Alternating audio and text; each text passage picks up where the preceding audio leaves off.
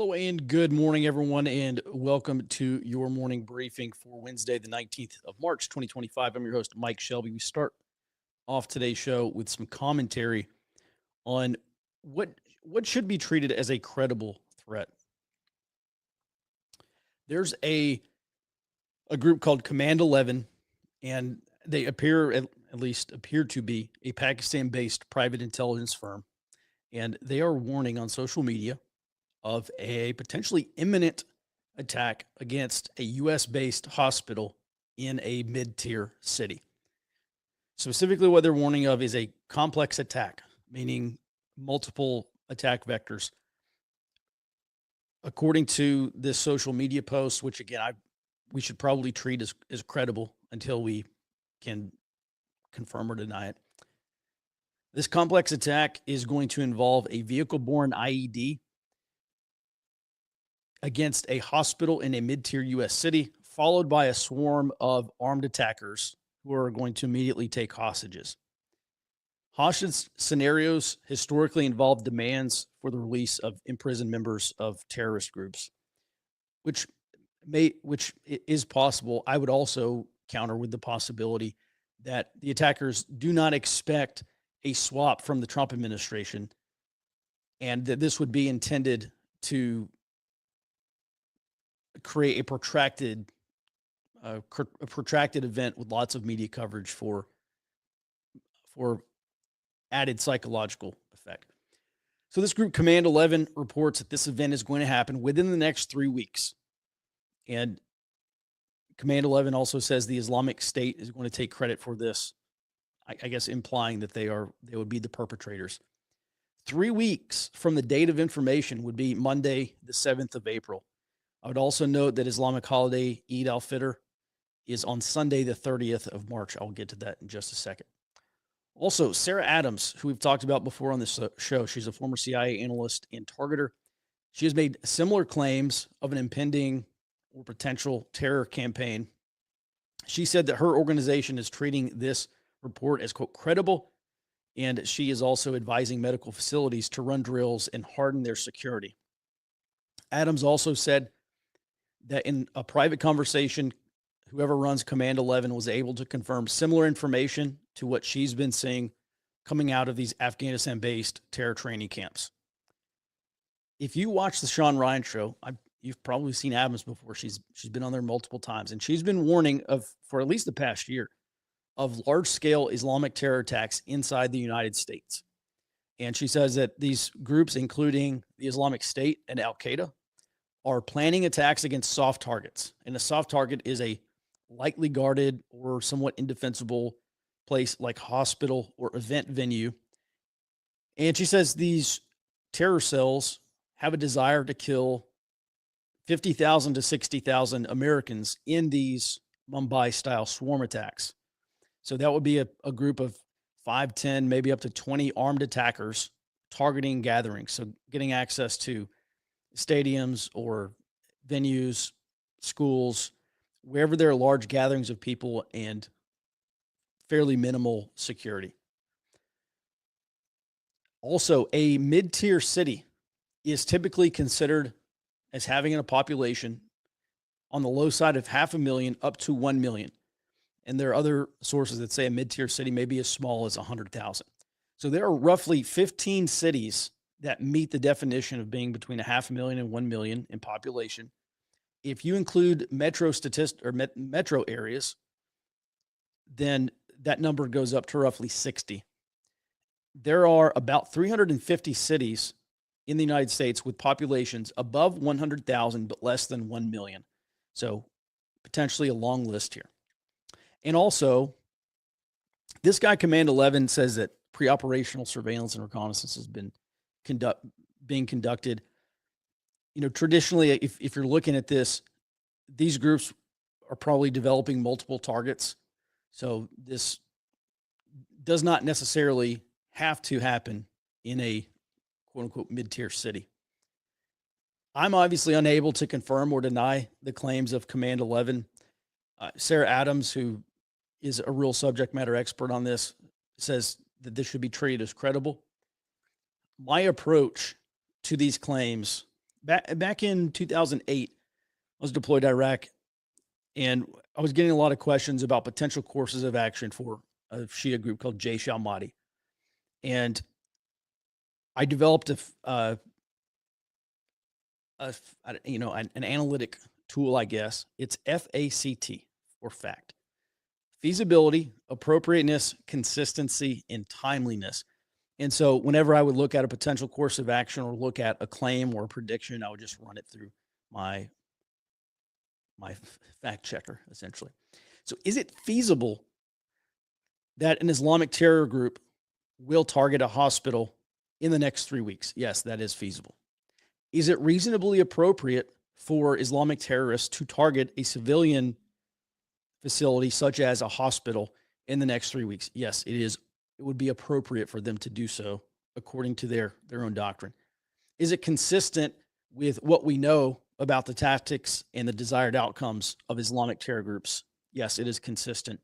And finally, the timing of this warning does coincide with Eid al-Fitr, an Islamic holy day, where suicide bombings have historically occurred abroad. I agree that there's a need to treat this seriously until it can be explained away. There is a possibility there's some level of clout chasing. I mean, this guy's Twitter account has blown up over the past couple of days. He published this thing on Monday.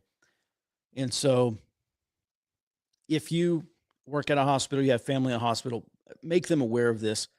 I've not seen any warnings come out from FBI or DHS.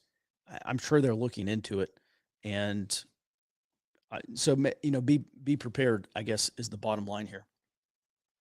And I'll continue to follow this as well and give you updates every morning as necessary, or if we come across more information.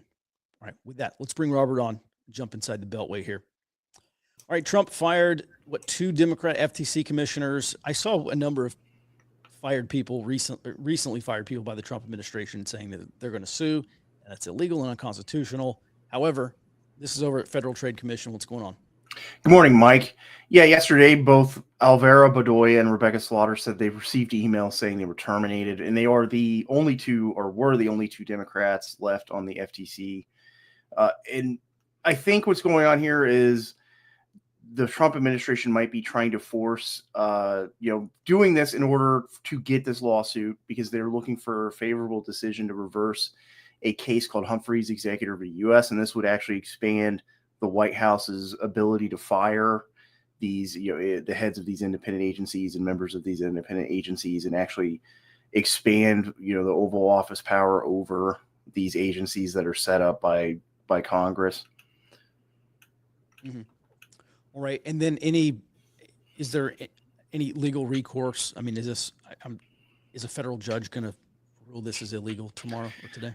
I think so. I think that might be the intent here from the Trump administration, is to get a judge to do that so that they can start this process of getting through the appeals courts to the Supreme Court, where I think their strategy is to get that precedent overturned. Mm-hmm.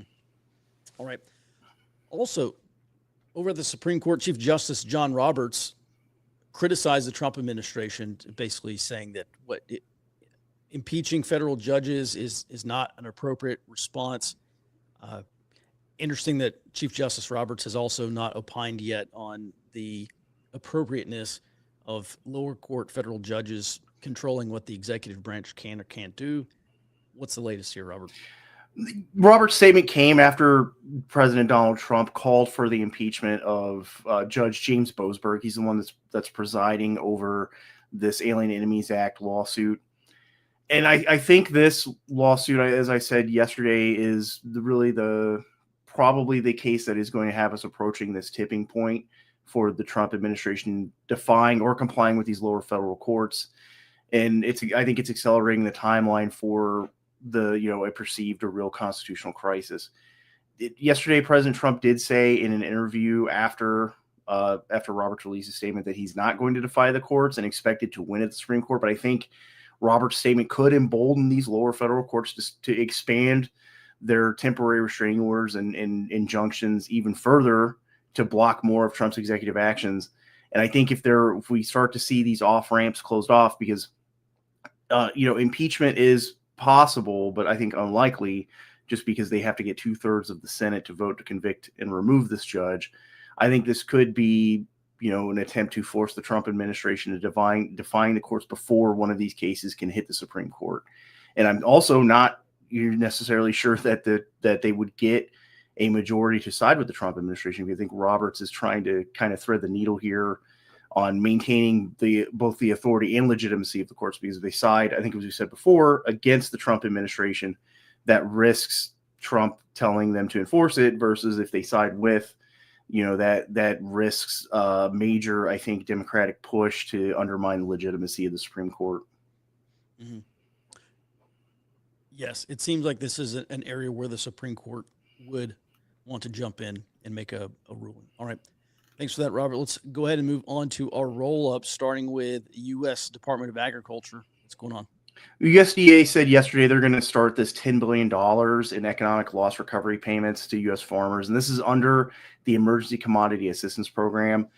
USDA Secretary Brooke Rollins hinted at this a couple of weeks ago, that they're going to start this program up to help bolster the U.S. farm economy during this tariff fight going on between Trump, Mexico, and Canada, and China, who is, as far as I saw, they did restart some imports, or are starting to allow some imports again of U.S. agricultural products. I think beef and poultry, or pork and poultry, but haven't renewed some imports of other products like beef.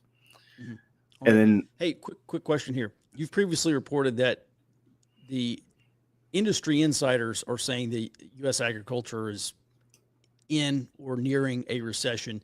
Is this $10 billion enough to paper over that?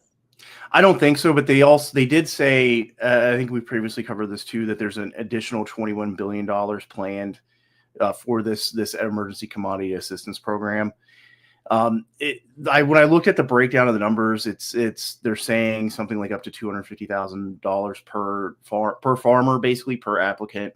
And that could increase. That's going to increase when they add this $21 billion additional dollars.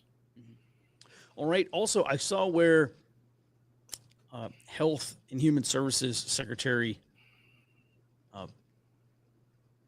Robert F. Kennedy Jr. was talking about what's in baby formula, and he talked about. I remember looking at the formula when my kid was born.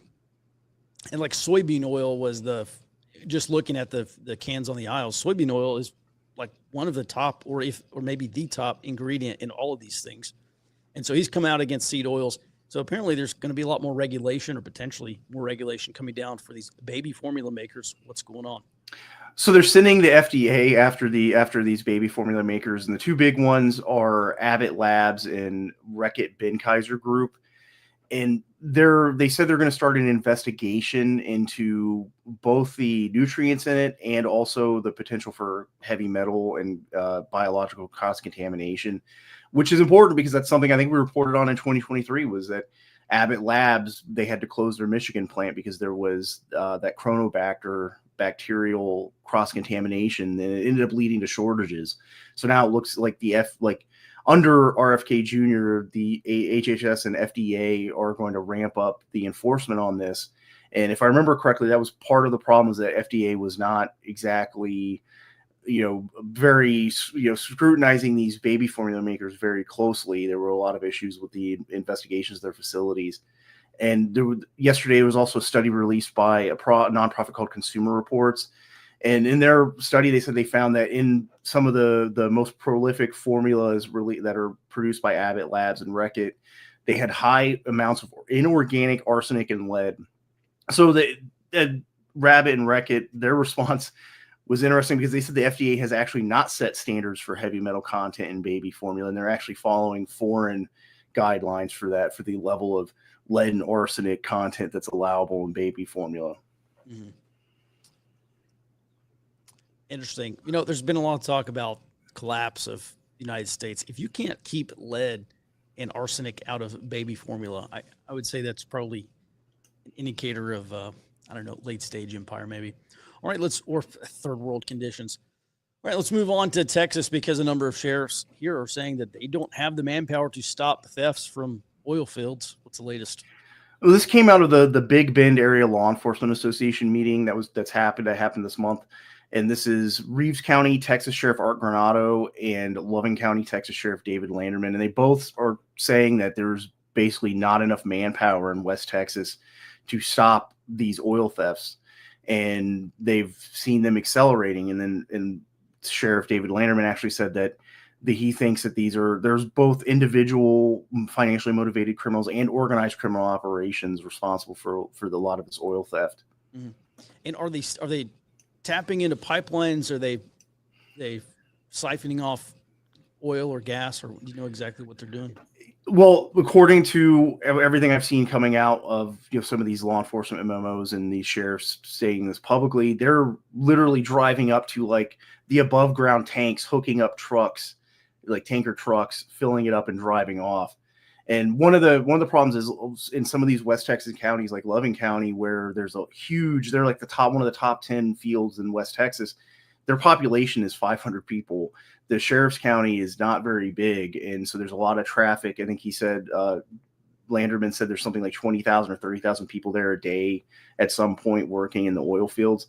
So they can kind of disguise this theft by looking like legitimate, trucks coming in to take product, which is also something I've seen with this increase in cargo thefts over the last 2 years. When I first started looking at it, I think in early 2023, is that it's the same thing. There's a lot of organized criminal activity that's disguising itself as legitimate, trucking companies or brokers, and in this case, they seem to be doing the same thing for the oil fields. Mm-hmm. Right, interesting. Thanks for that, Robert. Let's bring Jared on. Let's roll through these. Trump and Putin talked yesterday. Yes, they did not achieve a full ceasefire, but the Russians did agree to a ceasefire on energy and critical infrastructure. So that is a start, and negotiations are immediately beginning for a ceasefire in the Black Sea and a full ceasefire with views on peace. Now, this does kind of show at least for us, it'll show, hey, what are their priorities here? And apparently, obviously, energy infrastructure is right up at the top. All right. Well, I kind of keep our fingers crossed. I don't think the Ukrainians are expecting the Russians to stick with it. We'll see. Let's move on to Canada. They've been saying they're increasingly concerned about Arctic security. What's going on? Yes. The Canadian Prime Minister, Mark Carney, announced a $4.1 billion investment in over-the-horizon radars for the Arctic. So that will actually be able to see pretty much to Russia for the average distance for an OTH radar. And they are also going to do an almost $300 million investment to expand their permanent Arctic presence, which is going to help secure the Northwest Passage. And that's really what a lot of the Trump bullying has been about for Canada is, hey, you guys need to secure this. This is part of your region. If you don't, well, we'll make you 51st state. Mm-hmm. Over in the Philippines announced something unusual for Balikatan this year. They will be testing several different missile systems. They're doing an anti-ship missile system, an anti-air missile system, and they're test firing an anti-tank missile system that's actually being used as an anti-ship missile system. Now, all of this is obviously preparing for a potential war with China in South China Sea. And this is unusual because we were expecting a BrahMos firing last year after they received their first battery and didn't do it. But here they are willing to escalate. They are also keeping it out of the range where the Chinese could take it as particularly aggressive, not doing up north and then not doing it in the South China Sea. It's very close to Manila. All right. Thanks for that, Jared. We'll go ahead and move on to our warning items. Robert, let's talk about this map of Tesla owners, because we have seen a number of fires and attempted, I think, what are essentially domestic terror attacks against these Tesla dealerships. They are intended for political effect. Now there's a map of what individual Tesla owners. Well, this is individual Tesla owners, charging stations, and dealerships. And this was published yesterday on a website called DogeQuest. And this actually included names and addresses of the Tesla owners, apparently, if you clicked on the icons on the map. But as far as I've been able to tell, the site has been taken down. But I've also seen where this included a call to action. And the people who published this map said, creative work. So they said, if you want to just destroy Teslas, you don't need this map. You can just go out and do it. but they said, quote, creative works of protest that you can execute from the comfort of your own home. So I think this is, like we covered previously with Stop Cop City and the publication of the map of all the quote cop cities. I think this is intended to provide a target list for politically activated anti-Trump individuals and groups, not just to conduct protests and direct actions, which some are already doing, but also escalate this into targeting Tesla owners and dealerships with things like swatting attacks or even cyber attacks. Mm-hmm. I also saw, and the first thing I do every morning is I jump on my feed of all these leftist social media outlets and news blogs, and I noticed one of the things they quoted a guy in California, a Tesla owner, and he said he wanted to sell his Tesla vehicle before his insurance dropped him. And so if attacks continue against these Tesla owners, I guess that's one possibility. Their insurance rates get jacked up, Robert. Yeah. And I've also saw that it's not just arson now on unoccupied vehicles. I think I saw some reporting that there was at least one incident where someone in a Tesla vehicle was driving under an overpass and someone shot at them. Mm-hmm. Yeah, I recall seeing that on the news as well. I do question, I've seen where there's this campaign to force Tesla owners to sell their vehicles. Who are they going to sell them to? Sell them to a private citizen, you just create a new Tesla owner. I don't know. Kind of doesn't make sense to me.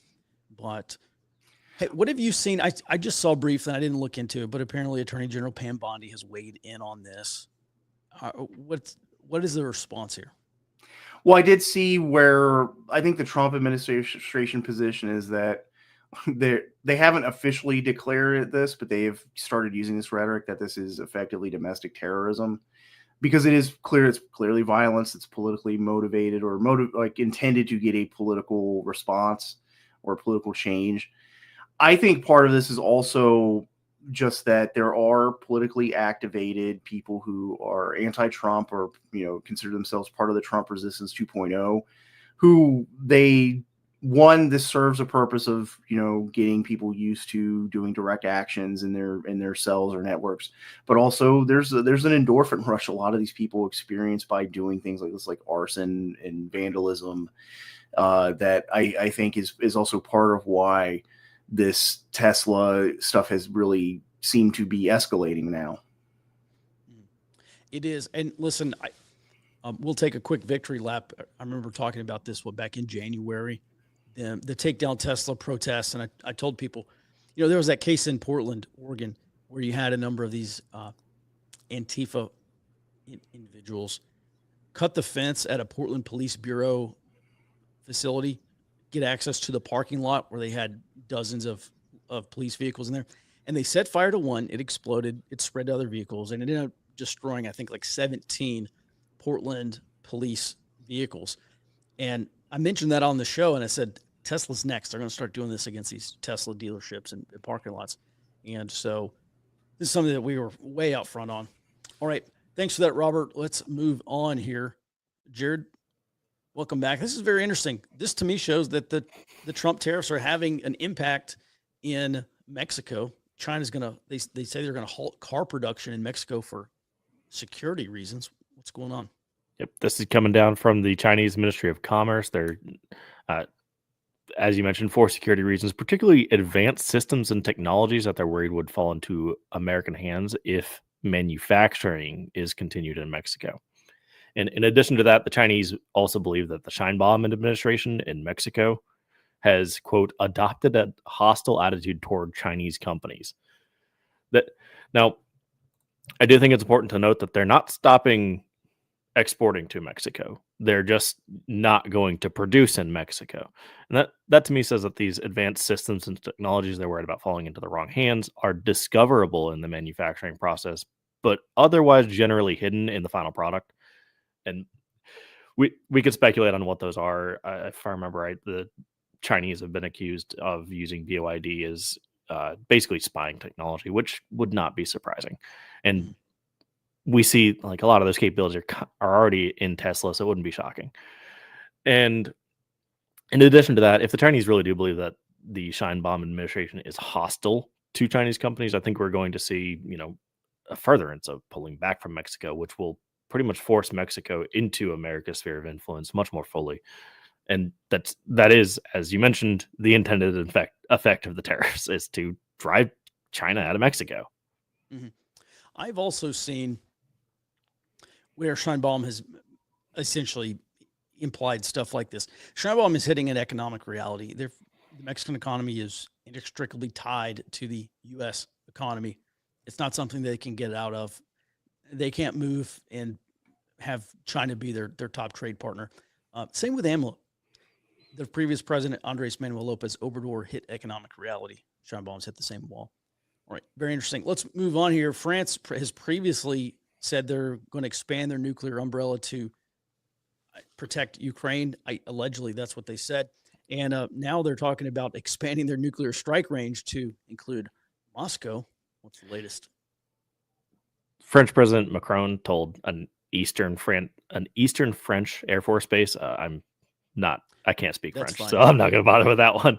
But they will receive a 1.5 billion euro upgrade to host the next generation Rafales, which is a nuclear capable fighter. And the current Rafales are also nuclear capable. That is what we've got on the map here. If they were to move what they have right now over to this base, which presumably they will here, that would put Moscow just inside of the striking range. And once they upgrade everything, it'll be well inside of it. Basically, all of Russian critical infrastructure on the European continent will be inside of the nuclear range. Now, the fighter upgrade is on schedule to be ready in 2030, about 5 years from now. And the new nuclear missile that they're coming out with that will be launched from it is due to come out in 2035. It's important to note that this does a couple of things. It does show a French commitment toward we will provide a nuclear umbrella for all of Europe, meeting their security requirement that they set out for themselves. But it also the timelines fall outside of the 3 to 5 year war with Russia prediction that a lot of European powers have been pushing. So that tells me that France, probably the premier European military power right now, does not believe that there is a war with Russia on. They would not need a nuclear capable force for the next at least 5 years, and really more like 10. All right. Well, thanks for staying on top of that, Jared. And we do have some questions here. What specific concerns do the Tesla direct action people have? Anything beyond Musk is a Nazi. It's hard to imagine people are upset about eliminating waste of tax dollars, paid saboteurs. No, I think these people dislike that Elon Musk has been the richest, the wealthiest man in the world, and they accuse him of essentially buying a position in the Trump administration. They call him President Musk, and there's lots of these accusations that whatever Trump wants to do, he has to ask Elon Musk if it's okay first, which is ridiculous, but that's what they say. So I think this is really more, they don't want, billionaires are always bad in government unless it's our billionaires. And that's exactly what has come out of the left for the past several decades. So the question, what specific concerns do the Tesla direct action people have? I think that's predominantly it. They want to hurt Musk. And this is essentially a form of asymmetric warfare. If they can't stop Doge through the courts, or they can't stop Doge other ways, obviously they're not going to get into an armed conflict with the U.S. government, but they can indirectly affect Musk, his net wealth. There's been talk about trying to tank Tesla stock so that Musk gets a margin call on some of these loans. So I think that's another reason why Trump had essentially an infomercial for Tesla vehicles outside the White House in the past week or so. So I think that's their accusation, and that's mainly it. Follow-up question: stop Doge or stop Musk? Both. Why not both? They do want to stop Doge, but also Musk is essentially public enemy number one on the left. And I'll tell you, a lot of this too ties back into destroying the MAGA coalition. They want to fracture the MAGA coalition. You remember how much talk? I remember political pundits on these shows. They laughed. They said, how many days or weeks is Musk going to make it in the White House before Trump fires him and kicks him out. Or, let's start the timer on that. And we're months into this thing, and it hasn't happened yet. But this is absolutely what these left-wing groups are trying to do, particularly progressive groups.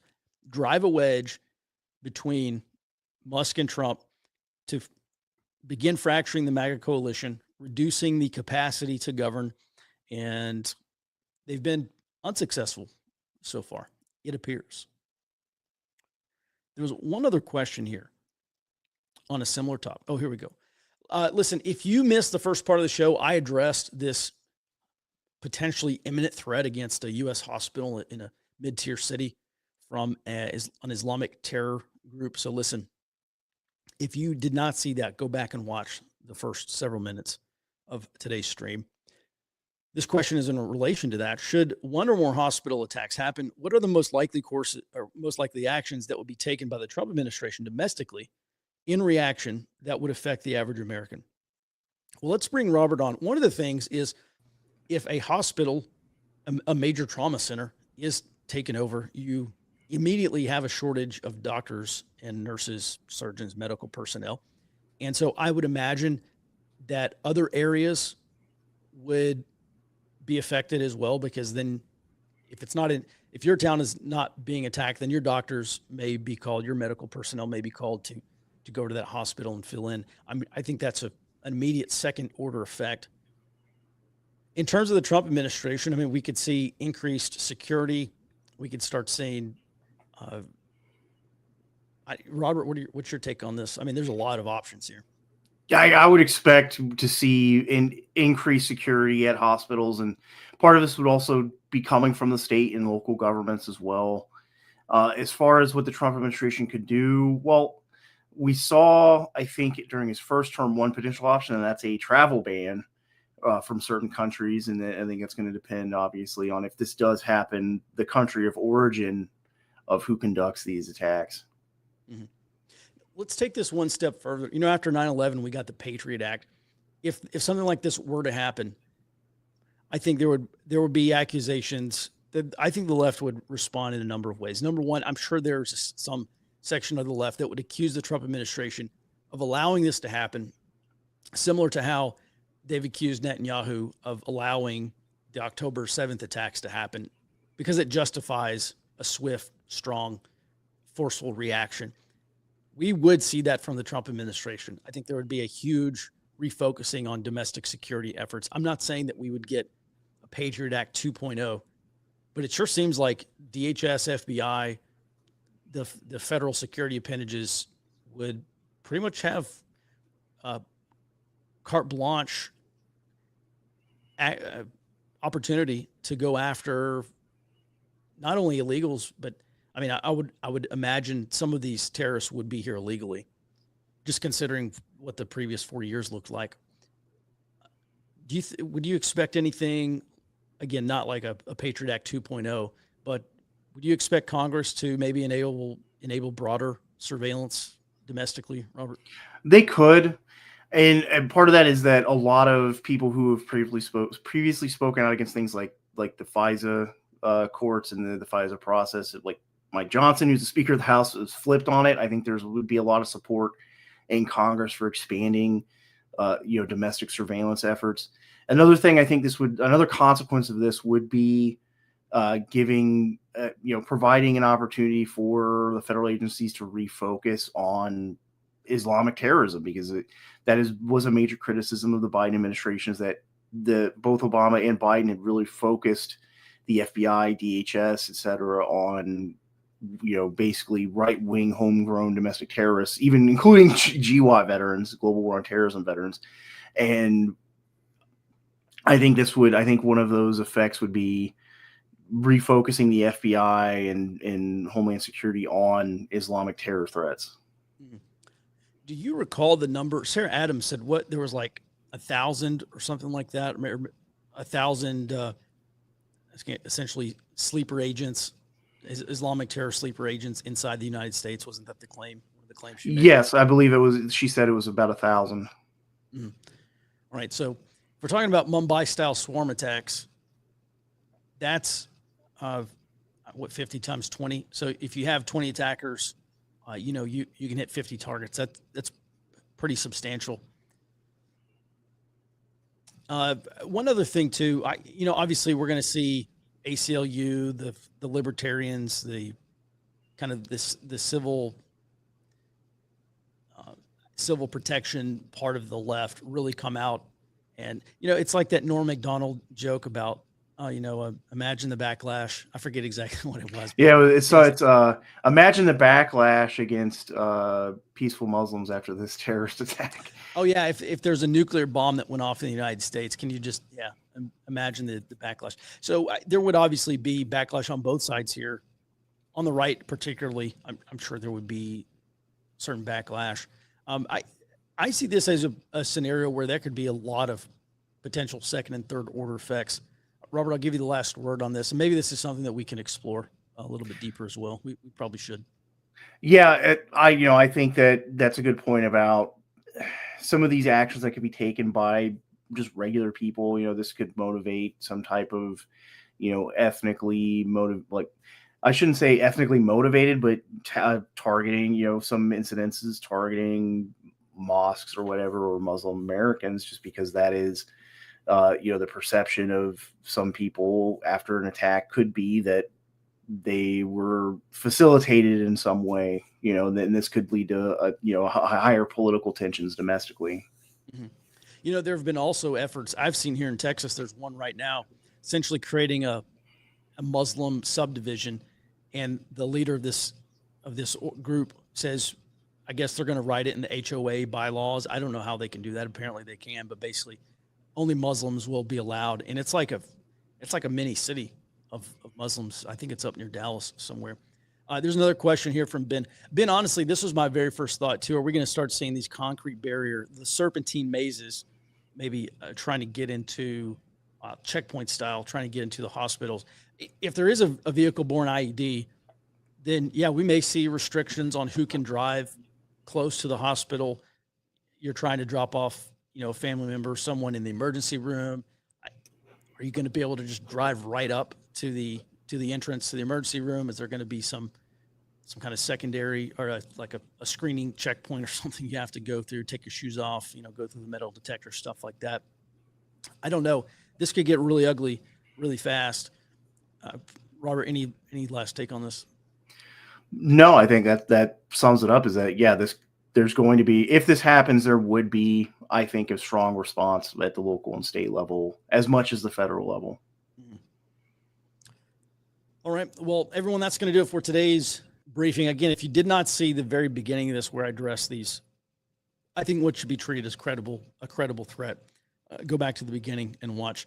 That's going to do it for today's show. Everyone, thanks so much for your support. We'll be back in your inbox tomorrow morning, back on the show starting at 08 Central Time. Until then, be well and stay out front.